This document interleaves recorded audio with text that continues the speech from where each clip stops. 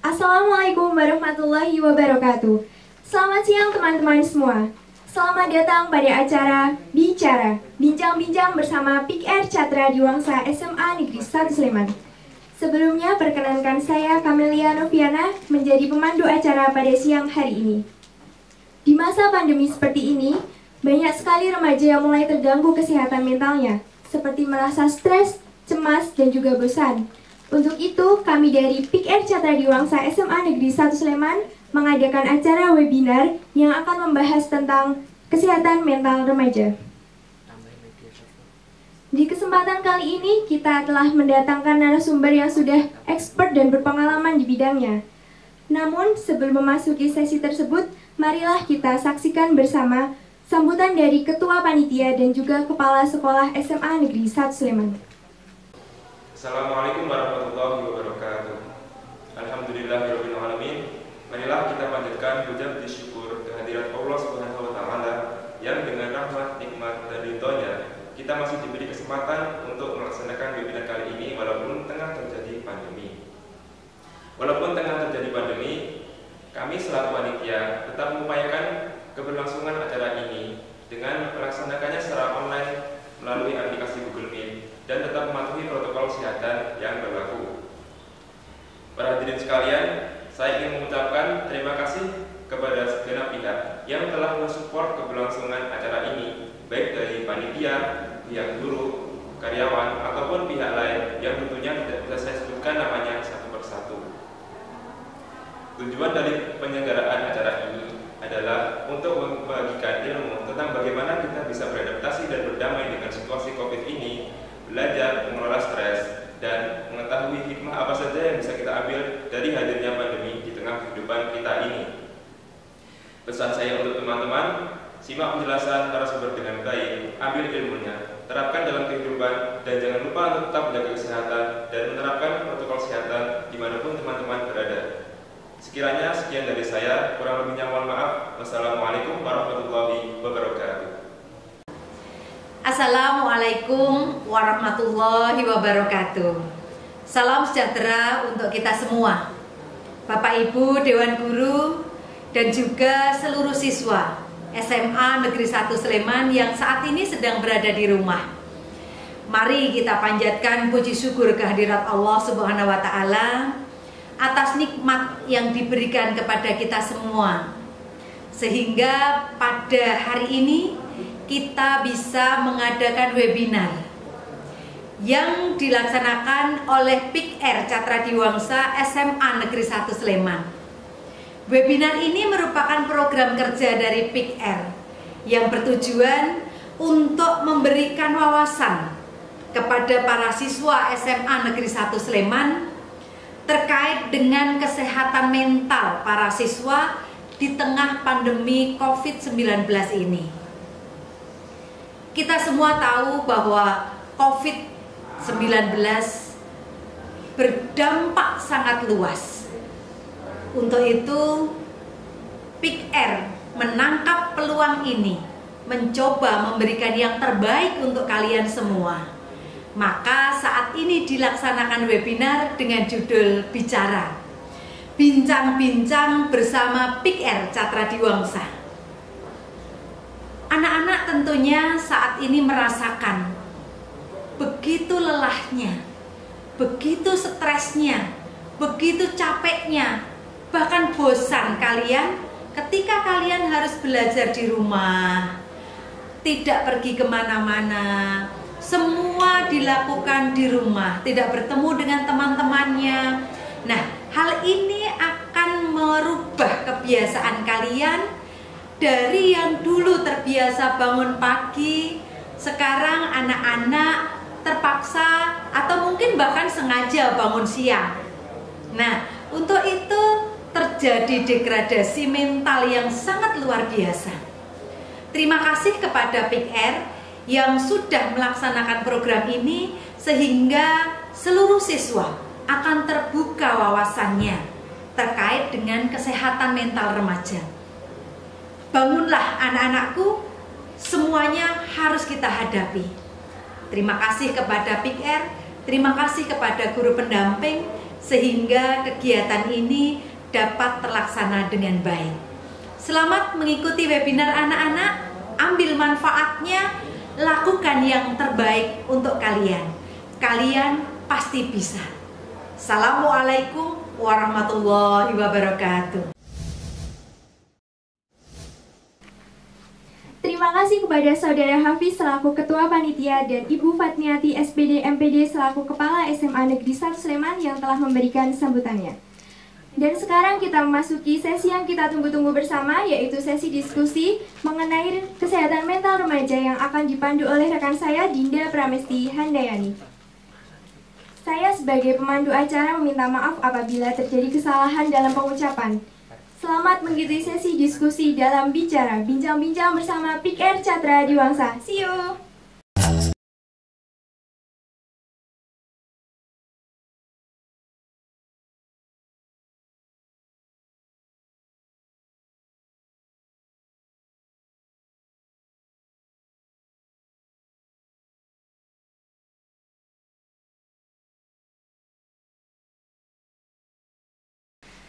Assalamualaikum warahmatullahi wabarakatuh.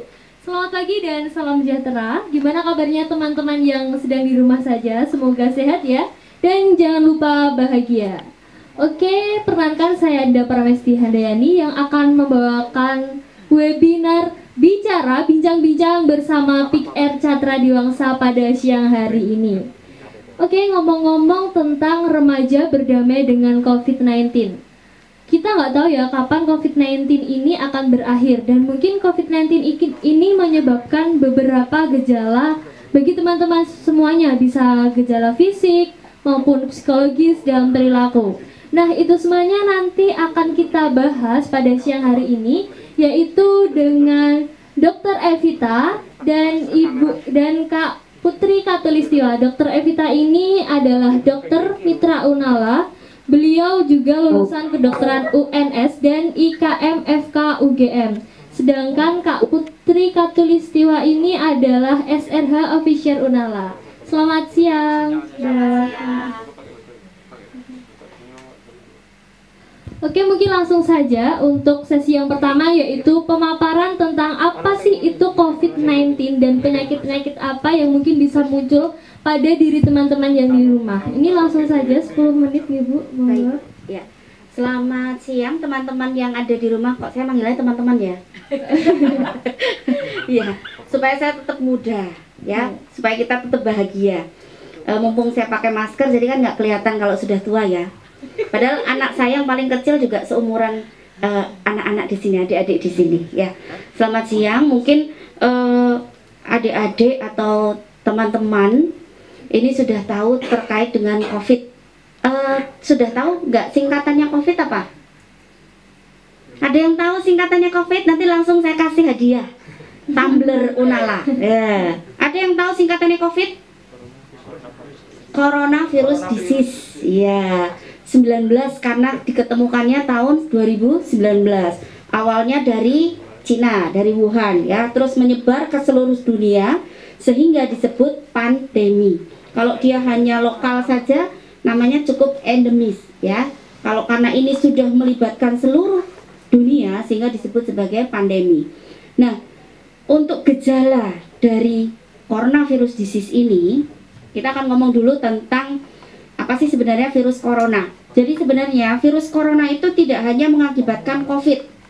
Adik-adik pernah dengar flu burung?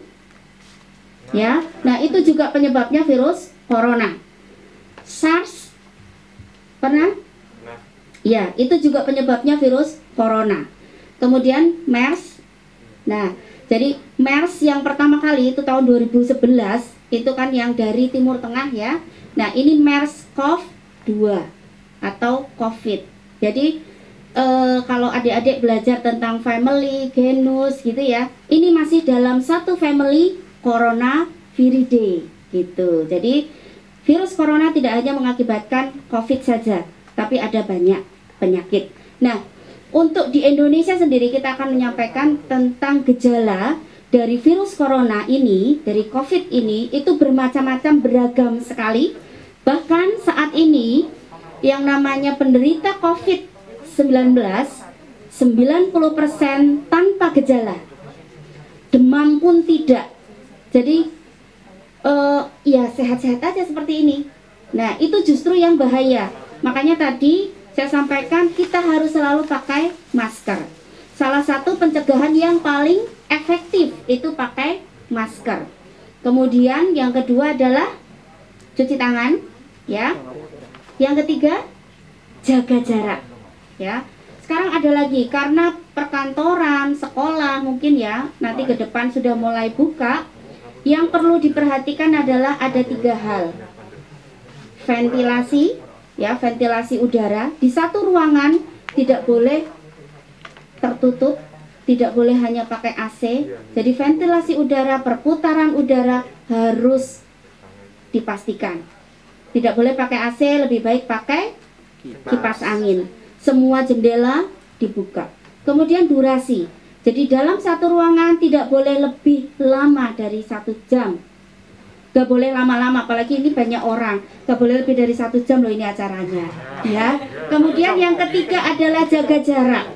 Nah, kesalahan fatal akhir-akhir ini ya, dari akhir Juli sampai tanggal 4 Agustus, kenaikan kasus COVID di DIY cukup signifikan. Kalau biasanya per hari naiknya sekitar 12, 10 gitu ya.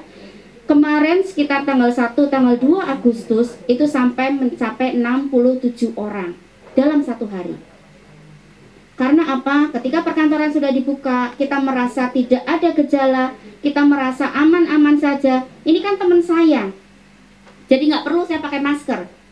Ini teman saya biasa kok ketemu, saya nggak perlu pakai masker, saya bisa nongkrong-nongkrong. Nah, ternyata 90% saat ini tanpa gejala. Jadi nggak demam, nggak batuk, nggak pilek, tidak ada nyeri-nyeri badan, nggak ada sama sekali. Jadi kita harus lebih waspada. Mungkin ini untuk pengantar ya. Nanti selanjutnya mungkin akan lebih banyak lagi dengan diskusi. Mungkin nanti terkait dengan istilah-istilah saat ini, apa itu kontak erat, apa itu kasus confirm, apa itu yang disebut suspek, seperti itu ya. Kemudian apa sih nanti kalau misalnya saya memang sudah positif COVID, terus harus gimana gitu ya. Baik, terima kasih, selamat siang. Sebagai pembuka untuk diskusi siang hari ini saya cukupkan. Terima kasih atas perhatiannya. Baik, terima kasih kepada Dr. Evita yang telah menyampaikan materi yang begitu lengkap, dan semoga kita bisa menerapkan sehari-hari ya teman-teman, seperti memakai masker, cuci tangan, dan jaga jarak. Untuk selanjutnya kita lanjut untuk Kak Putri Katulistiwa yang akan menyampaikan tentang akibat mental bagi remaja itu kira-kira seperti gimana, Kak? Oke, terima kasih. Selamat siang teman-teman semua. Terima kasih Bu Dr. Evita. Kita memang di talk show siang hari ini kita memang menghadirkan dokter karena selain Dr. Evita adalah dokter mitra Unala, Dr. Evita juga sehari-hari ada bertugas di Puskesmas Melati 2. Jadi karena Puskesmas tuh menjadi apa ya, semacam rujukan ya Dok, orang untuk misalnya persoalan COVID gitu ya, orang datang pertama itu datangnya ke Puskesmas. Nah, kalau kita bicara tentang gimana sih soal problem yang kita hadapi saat ini terkait dengan gimana psikologi kita, gimana mental kita. Jadi teman-teman coba flashback lagi pada saat kita mulai work from home, pada saat kita mulai school from home. Bayangin aja, tiba-tiba kalian ngerasa nggak sih dunianya tiba-tiba kayak berhenti. Jadi kita tuh jadi kayak berhenti dari semua aktivitas. Dari yang biasanya bangun pagi buru-buru, dari hal yang kadang bangun pagi itu sesuatu yang berat dan malas, tiba-tiba jadi sesuatu yang dirindukan tuh sekarang gitu. Nah, itu menjadi satu adaptasi yang luar biasa. Jadi kalau boleh kita bilang sebetulnya generasi 2022 ini adalah generasi yang kuat, sangat kuat menurut saya, karena kita dipaksa berhenti dari semua aktivitas, semua rutinitas yang mungkin kalau orang tua bilang kamu berhenti dong, orang tua tuh suka kadang nanti aku masih ini bu, masih ini. Guru bilang berhenti dong ini, aku masih ini bu, masih ini. Tapi begitu ada pandemi COVID-19, dari orang yang nggak mau tinggal di rumah jadi mau tinggal di rumah. Dari yang nggak mau misalnya pakai masker, jadi sekarang tuh kayaknya masker tuh jadi tren juga ya bu ya. Jadi bahkan aku ada beberapa temanku tuh kalau bajunya pink dia pakai maskernya pink, bajunya biru pakai maskernya biru, udah jadi kebutuhan. Atau sampai pada tahapan misalnya teman-teman, saya kalau misalnya keluar ke kantor aja, pernah suatu hari saya lupa bawa masker bu. Jadi karena masker saya selalu taruh di mobil, saya selalu taruh lebih dari satu, di tas biasanya saya juga taruh gitu, karena saya khawatir ini belum menjadi kebiasaan. Nah suatu hari mobil dibawa suami saya, terus saya nggak bawa masker. Jadi saya ngerasa asing, saya ngerasa nggak pede. Saya aja nggak pede deketin temanku tuh, aduh gimana gitu. Akhirnya saya minta masker di kantor gitu ya, karena di kantor kita tetap nyediain masker, tetap nyediain hand sanitizer gitu. Nah itu salah satu, ketika ini sudah jadi kebiasaan, sudah diinternalisasikan ke diri kita, maka kita jadi kalau nggak bawa tisu jadi nggak pede, nggak bawa masker jadi nggak pede. Nah teman-teman flashback lagi 3 bulan yang lalu sampai sekarang. Kalau sekarang sih udah mulai orang keluar, udah mulai new normal ya. Tapi 3 bulan yang lalu teman-teman, kebayang kita bangun pagi udah ngapain ya? Mau ke malam tuh lama banget gitu. Nah salah satu yang dilakukan apa? Waktu itu Unala tetap aja bergerak melakukan edukasi dengan cara live Instagram dan Zoom. Jadi setiap hari kita melakukan live Instagram 1 kali dan Zoom meeting 1 kali. Fungsinya apa sebetulnya? Fungsinya ingin tetap hadir bersama teman-teman remaja untuk tetap mengisi. Nah temanya waktu itu kita menemukan tema yang apa yang pengen diminati. Ternyata beberapa remaja itu punya kecenderungan yang dia pernah jadi korban kekerasan dalam rumah tangga pada saat pandemi COVID itu tuh bukannya menurun tapi malah naik. Jadi malah orang tuanya tuh lebih senang, lebih sering melakukan KDRT gitu ya, melakukan KDRT itu. Tapi ada juga yang sharing selama pandemi justru komunikasi dengan orang tua itu jauh lebih bagus, karena mungkin selama ini mau komunikasi ibunya, misalnya kayak dokter Evita gini, dulu nggak ketemu sama anaknya ya dok, ketemunya cuma mau tidur sama bangun pagi. Kalau sekarang tuh jadi lebih sering, karena apa? Karena anaknya lebih banyak di rumah. Dokter Evitanya enggak sih, tetap aja sih tapi paling enggak tuh bisa lebih sering ketemu dengan putra-putrinya.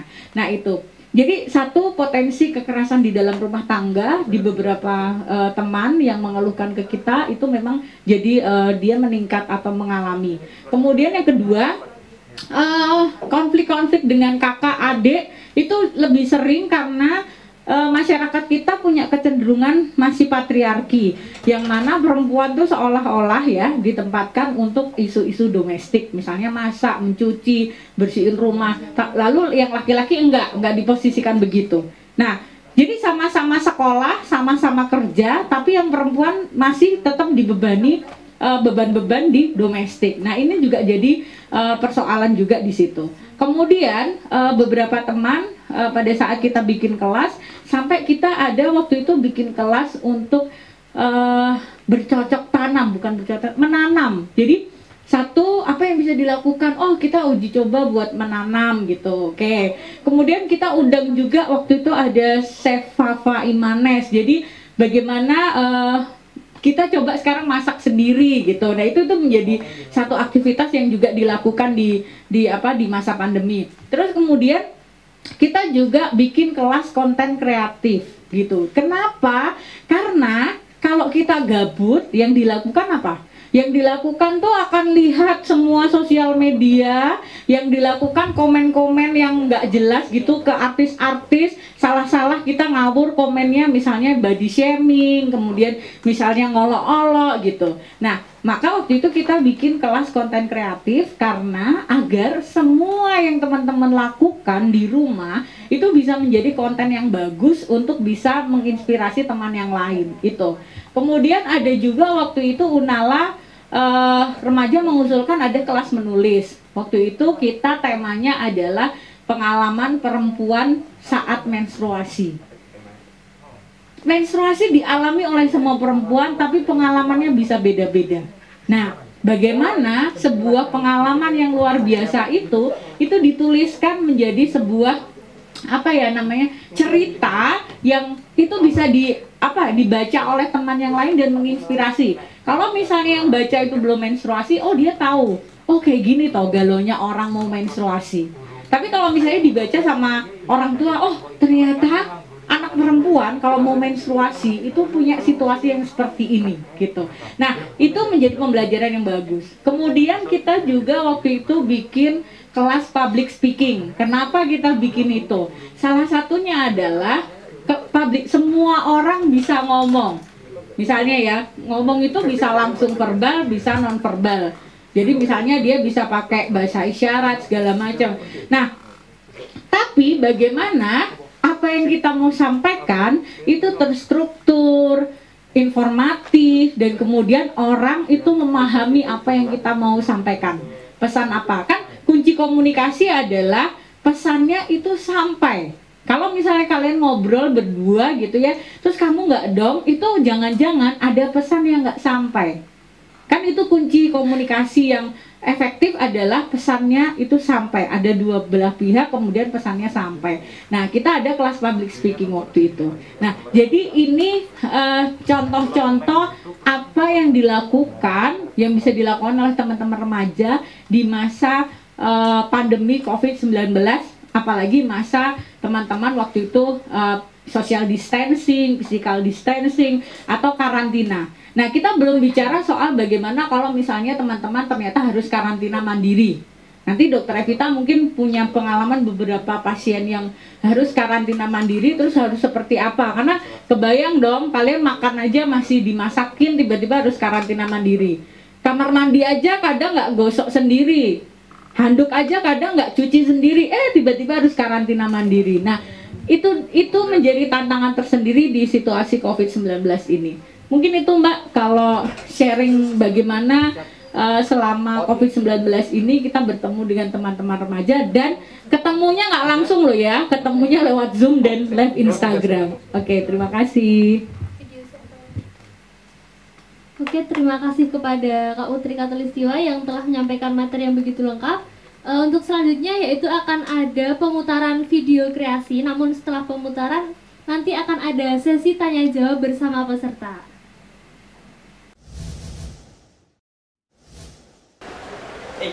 Halo sih. Halo, nggak boleh, kan lagi COVID. Loh, kok nggak pakai masker sih? Amat mahal cuy masker. Nih aku punya, nggak boleh gitu, kamu harus selalu pakai masker. Asik. Baru nih? Baru. Sehat dong? Sehat. Ya. BTW buat apa sih masker itu? Masker tuh toh buat biar kamu terhindar dari COVID. Selain itu kamu terhindar dari debu, dari kuman, bakteri. Jadi penting banget tuh kamu pakai masker. Iya. Ya, punya masker baru nih. Asik. Gratisan. Yaudah ya, aku mau kesana dulu. Oke. Tak pakai ya? Iya. Makasih ya. Iya. Iya. Oh ya, lupa guys. Jangan lupa pakai masker lur. Penting cuy. Dadah.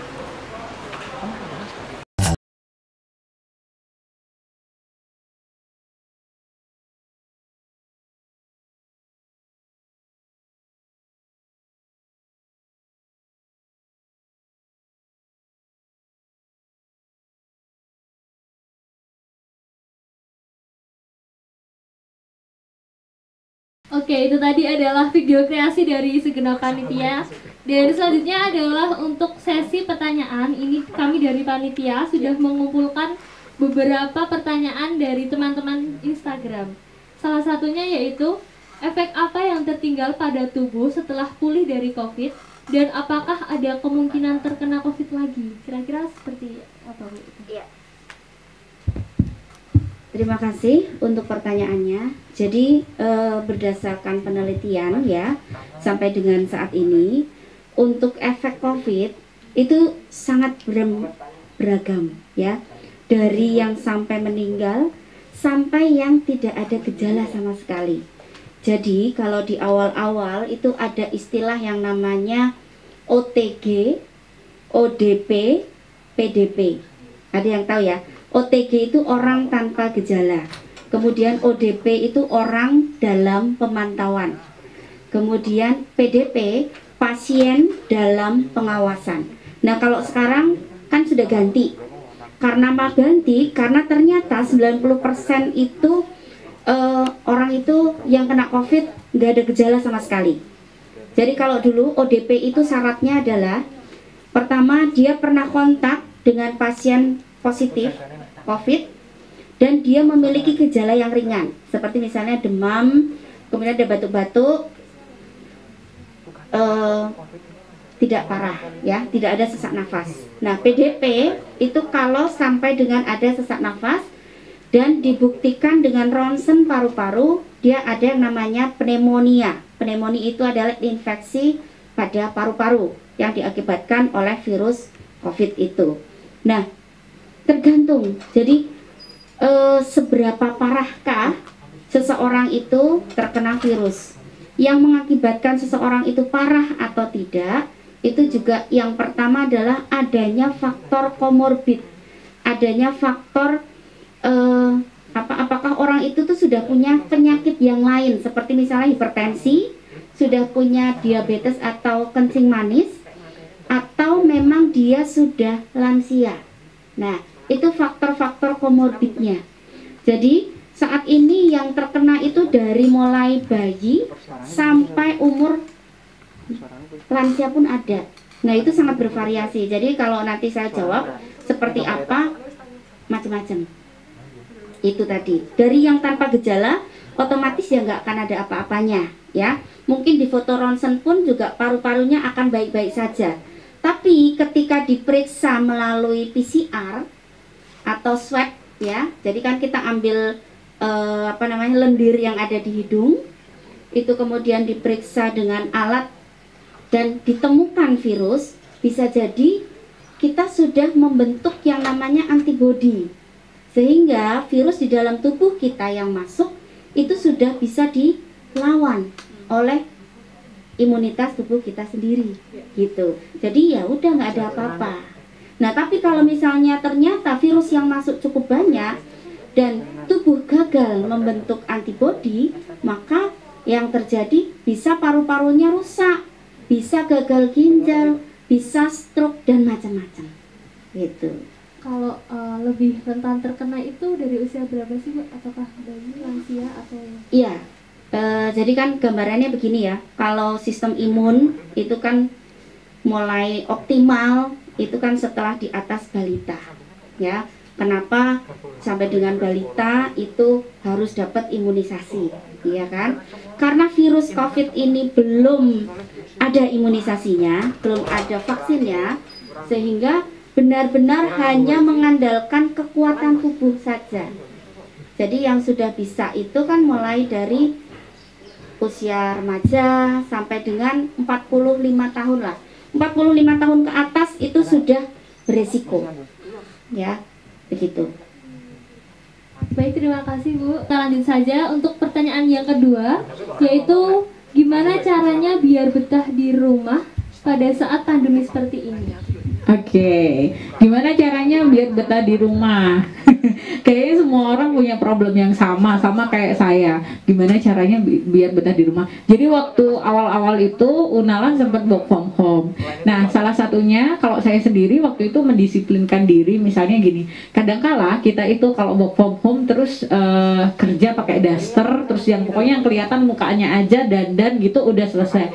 Tapi waktu itu saya enggak. Jadi waktu itu saya bahkan mendesain sendiri meja kerja saya biar kayak sedang kerja di kantor gitu. Termasuk juga saya harus mandi pagi, kemudian saya sarapan, saya dandan, terus kemudian jadi pada saat kita udah mulai meeting Zoom, saya tertib waktu itu jam 9 itu udah mulai standby di meja kerja gitu. Jadi itu salah satu cara agar kita hanya menggeser ruang kerja aja dari kantor ke rumah. Nah, terus gimana kalau anak sekolah?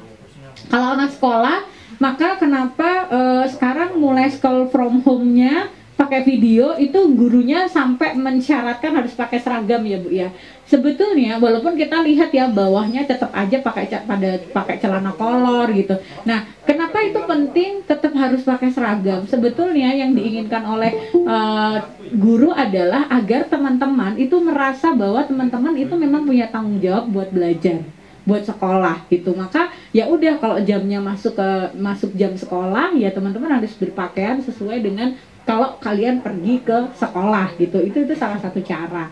Kemudian yang kedua, yang namanya habits, yang namanya kebiasaan itu bukan lahir gitu aja, tapi yang namanya kebiasaan itu kita yang buat.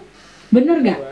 Misalnya gini, kalau kalian habis libur panjang, habis itu masuk sekolah, itu berat banget. Karena apa? Karena habis bangun siang terus tiap hari, tiba-tiba harus bangun pagi. Nah, berarti habits itu adalah sesuatu yang memang kita buat, kita rencanakan.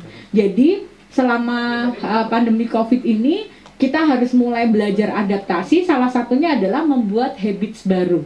Membuat kebiasaan-kebiasaan baru itu menjadi sesuatu yang penting. Misalnya dulu saya sebelum COVID teman-teman, saya kalau pulang kerja tuh nggak langsung pulang. Saya pulang kerja pasti nongkrong, nanti pulang jam 10, jam 11 gitu. Tapi sekarang tempat nongkrong semua tutup. Sekarang udah pada buka sih, tapi maksudnya waktu itu tutup gitu. Terus gimana dong? Nah, ya udah jadi sampai waktu itu kebetulan saya di rumah punya alat grinder gitu ya. Akhirnya saya beli kopi, saya grinder sendiri, saya buat sendiri. Nah, itu tuh salah satu contoh bagaimana kita membuat sebuah habits. Kemudian saya lebih senang, saya akhirnya sekarang setelah 3 bulan itu lebih senang di rumah. Jadi yang saya awalnya nggak suka tanaman, saya jadi suka bertanam, saya juga jadi suka berkebun, menanam gitu ya. Dan saya lebih senang sekarang beli makanan setengah jadi, terus kemudian dimasak sendiri. Nah, setengah jadi tuh maksudnya misalnya kita beli kayak tahu tapi belum digoreng, ya udah kita goreng sendiri kayak gitu. Jadi ini salah satu contoh bagaimana kita menghadapi situasi pandemi biar kita betah di rumah.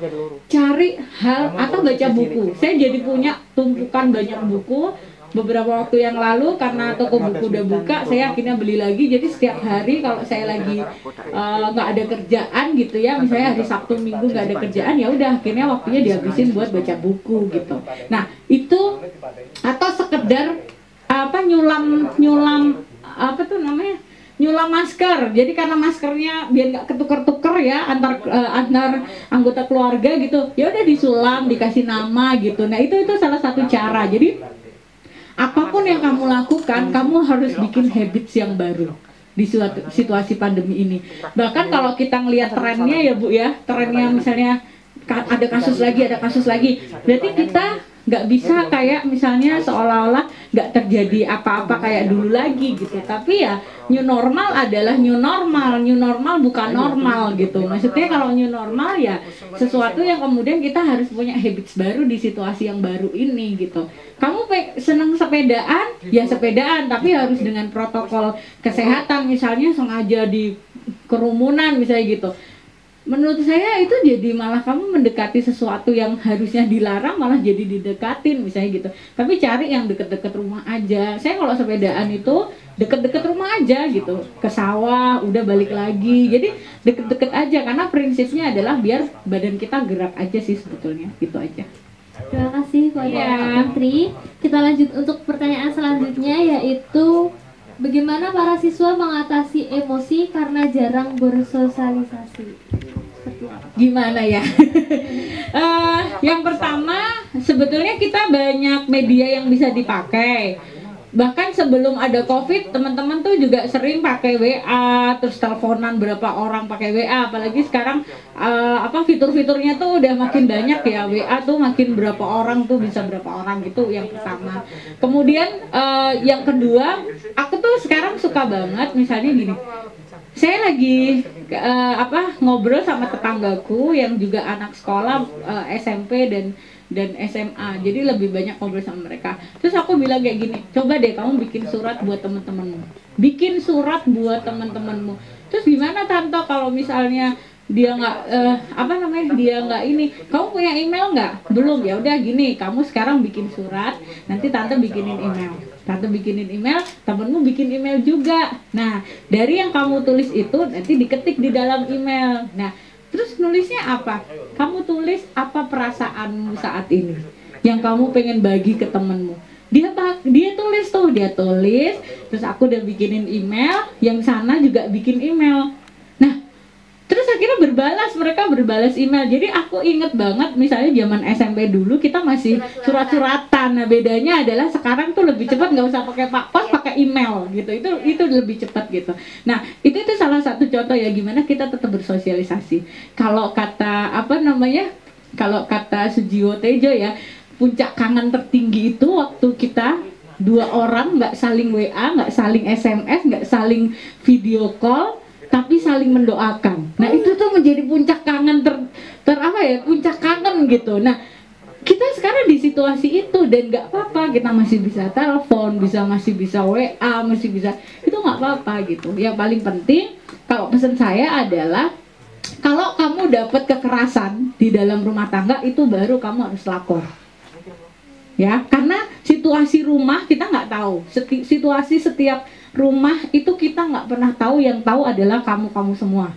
Nah, prinsipnya kalau kamu dapat kekerasan dalam rumah tangga atau kekerasan seksual di dalam rumah di masa pandemi, yang harus kamu lakukan adalah kamu lapor. Lapornya kemana? Misalnya kamu taunya puskesmas, ya ke puskesmas. Misalnya kamu taunya ke Unala, kamu bisa lapor ke Unala. Misalnya kamu udah tahu informasi tentang P2 TP2 Sleman gitu ya, langsung ke sana. Nah, itu prinsipnya. Jadi jangan dibiarin, karena terlalu lama di rumah itu juga bukan sesuatu yang bagus juga gitu. Kalau kita komunikasi di anggota keluarganya nggak bagus gitu. Mungkin itu. Ya. Mungkin justru di rumah aja kan kita lebih bisa berkreasi. Iya, buat teman-teman yang situasi rumahnya memang kondusif ya, itu bisa berkreasi. Tapi buat teman-teman yang sebelum COVID-19 di rumah itu sudah kayak misalnya panas hawanya, pokoknya sekolah, main itu menjadi satu pelarian gitu. Tiba-tiba harus karantina, ya bayangin aja. Berarti kita harus bertemu orang yang sama, pelaku yang sama gitu. Nah, kalau sampai itu terjadi, teman-teman harus segera lapor gitu. Ya. Itu tadi ya teman-teman, bahwa di rumah aja tuh bukan menjadi penghambat kita untuk selalu berkreasi, justru itu kita banyak waktu untuk di rumah aja untuk mengembangkan bakat kita yang terpendam. Nah, untuk selanjutnya kita akan menyaksikan bersama video kreasi, dan setelah itu nanti akan ada sesi terakhir yaitu tanya jawab bersama peserta.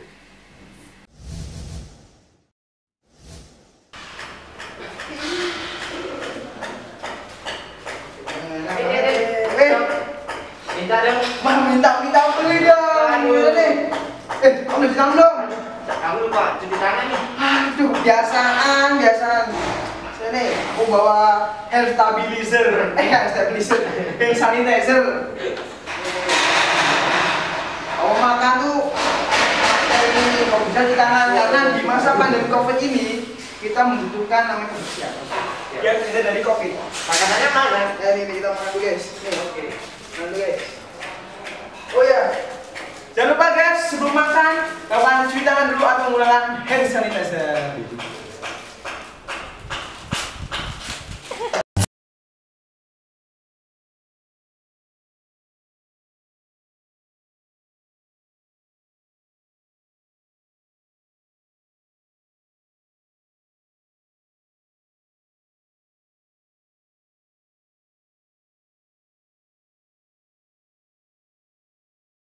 Oke, kembali lagi di Bicara, bincang-bincang bersama Pik R Catra Diwangsa. Oke teman-teman, sesi terakhir ini adalah tanya jawab bersama peserta. Nanti kami memberikan 4 penanya. Siapa yang mau bertanya dan kepo-kepo tentang materi yang telah disampaikan oleh kedua narasumber ini. Dan pastinya nanti buat teman-teman yang bertanya dan aktif akan mendapatkan voucher pulsa dari panitia. Monggo yang mau bertanya silahkan. Oke, ini ada beberapa pertanyaan dari live chat. Yang pertama itu dari Safira Nadianti. Apakah COVID bisa tertular lewat udara dan yang lebih rentan terkena COVID lebih ke lansia atau balita? Ya, langsung dijawab aja ya. Iya, ya. langsung aja. Jadi ya, dari WHO yang terakhir memang COVID itu bisa ditularkan melalui percikan, sebenarnya percikan ya. Jadi droplet, tapi kalau percikannya itu kecil, otomatis kalau kena angin ya dia bisa ke bawah di udara. Makanya tetap harus dipastikan yang 3 tadi saya sampaikan. Jadi ventilasi di dalam satu ruangan harus ada udara yang bebas ya. Kemudian durasi ketika kita bicara dengan orang lain nggak boleh lama-lama. Yang ketiga adalah jaga jarak.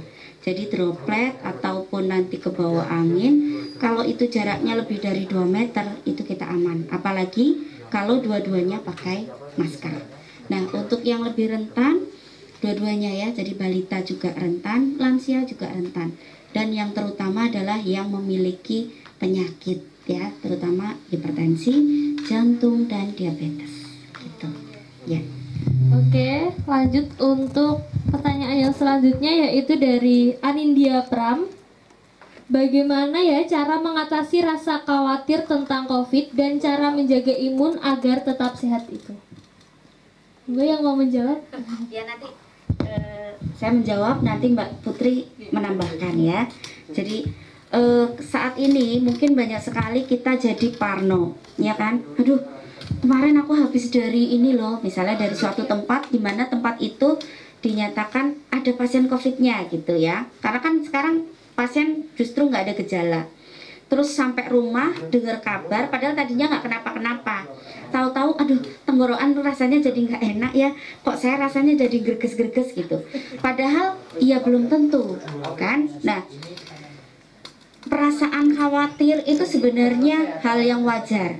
Tapi itu menjadi tidak wajar apabila sudah sampai mengganggu aktivitas sehari-hari.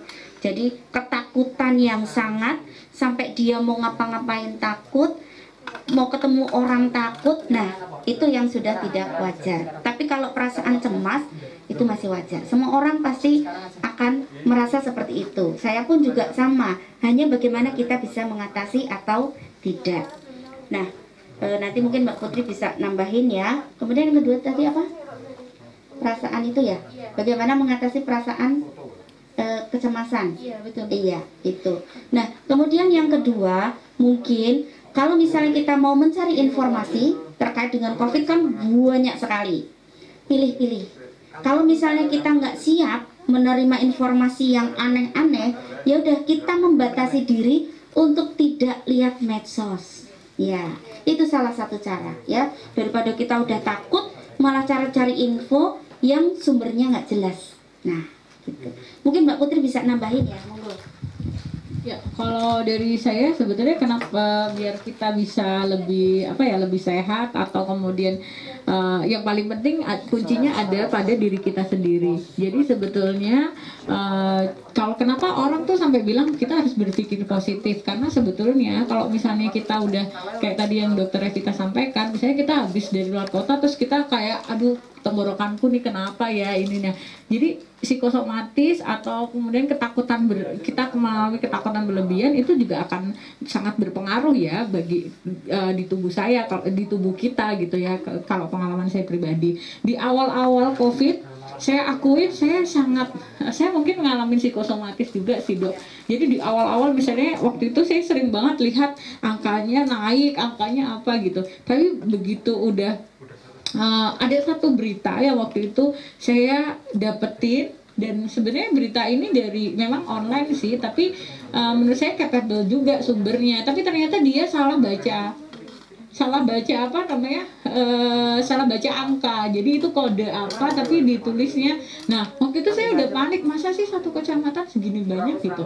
Nah begitu saya dapat berita itu, terus kemudian karena menurut saya itu link beritanya juga capable gitu ya, saya share ke teman-teman. Tapi saya untungnya belum saya share, tapi untung saya sempat konfirmasi ke salah satu bidan Unala yang saya bener nggak sih ada ini gitu. Oh enggak, ini kayaknya. Nah baru setelah itu saya akhirnya memutuskan untuk membatasi informasi lewat berita. Jadi misalnya saya hanya akan lihat berita satu kali di TV aja udah. Tapi kalau di internet ada berita saya skip lah gitu. Jadi itu bagian dari bagaimana saya mengetahui kekurangan saya. Kalau saya terlalu fokus ke situ saya jadi ketakutan, maka saya skip gitu. Tapi tidak membuat saya terus kemudian nggak mau peduli gitu. Misalnya saya tetap menggunakan protokol kesehatan. Bahkan kalau tadi saya bilang, saya dari awal dok, dari yang belum masker begini, dari yang masker begitu gitu ya, masker medis gitu ya, saya beli sampai sekarang saya sering bawa masker yang masih bersih tapi saya taruh di mobil. Kalau misalnya saya waktu di lampu merah ada orang nggak pakai masker tuh saya bisa kasih gitu, karena waktu awal-awal kan memang belum orang terbiasa ya dok. Terus kemudian kalau tadi saya sempat sampaikan, iya saya bawa sih dok, tapi ini udah tak pakai gitu. Jadi saya ngikutin juga yang harus 4 jam ganti gitu ya dok. Itu jadi satu kali pergi itu harus bawa, termasuk hand sanitizer saya bawa di mobil ada, di tas ada, di rumah, pokoknya jadi begitu gitu. Walaupun kalau di kantor, di rumah ya lebih banyak pakai sabun ya dok daripada pakai hand sanitizer. Nah itu adalah menurut saya itu bagian dari tanggung jawab saya sebagai manusia. Saya nggak pernah tahu saya pembawa atau bukan. Nah salah satu bagaimana kita bertanggung jawab adalah kita harus memulai menjaga diri kita, dari diri kita. Itu bagian tanggung jawab kita sebagai manusia. Itu sih kalau saya mulainya dari diri kita. Terima kasih. Itulah tadi jawaban dari pertanyaan teman-teman. Semoga bisa menjawab ya teman-teman. Dan mohon maaf, ini jadinya kami ambil 2 pertanyaan saja. Untuk itu teman-teman nanti yang mungkin langsung bertanya kepada Unala, langsung menghubungi. Gimana Bu? Teman-teman nanti silahkan, boleh banget datang ke layanan Unala, bisa datang langsung. Jadi kalau di Sleman ini kita ada Dokter Evita. Nanti alamatnya di mana, buka websitenya Unala di www.unala.net. Ada Dokter Evita, Dokter Seruni, Dokter Titi, kemudian Dokter Sesi, dan ada beberapa bidan, ada bidan Fitri, bidan Iin, kemudian ada bidan Mei, bidan Sri Soeharti, bidan Sri Purwanti, bidan Estri gitu. Nah semua dokter dan bidan yang ada di Kabupaten Sleman, teman-teman boleh banget buka di www.unala.net. Informasinya ada di situ. Atau kalau enggak ke Instagramnya Unala @unalayut, atau kalau teman-teman mau konsultasi bisa langsung ke 08112555390. Atau kalau misalnya nggak mau datang langsung ke tempatnya dokter karena masih kayak agak takut gitu ya dok, mau konsultasi bisa konsultasi lewat Google Meet. Jadi kita bisa konsultasi via Google Meet. Nanti teman-teman hubungin aja ke customer line Unala, kita janjikan dengan Dokter Evita, nanti konsultasinya lewat Google Meet. Mungkin itu. Itu tadi ya teman-teman yang mau masih bertanya-tanya bisa lewat web maupun Instagram. Oke, alhamdulillah. Rangkaian diskusi pada hari ini sudah terlaksana dengan baik. Kami ucapkan terima kasih kepada narasumber yang luar biasa pada siang hari ini, yaitu Dr. Evita dan Kak Putri, yang sudah berbagi ilmunya kepada kita semua. Dan terima kasih juga kepada teman-teman yang sangat antusias untuk mengikuti diskusi pada hari ini. Tapi untuk itu teman-teman jangan khawatir, karena setelah ini teman-teman bisa rangkum semua diskusi yang tadi sudah ditampilkan oleh 2 narasumber. Setelah dirangkum nanti dibuat semenarik mungkin dan diposting di Instagram masing-masing, dan jangan lupa tag @pikrcatradiwangsa. Oke, sebelum menutup talkshow pada hari ini dari kami dari panitia akan memberikan tanda kasih kepada 2 narasumber kita yang hadir pada siang hari ini. Dan kami persilahkan kepada Saudara Hafiz Muhammad untuk menyerahkan.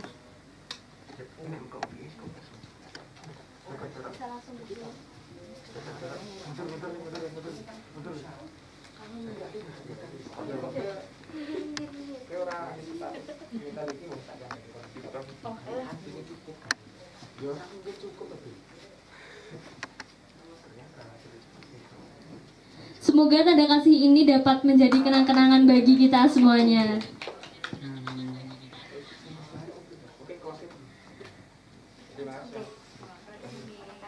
Terima kasih kepada Saudara Hafiz Muhammad yang telah menyerahkan tanda kasihnya.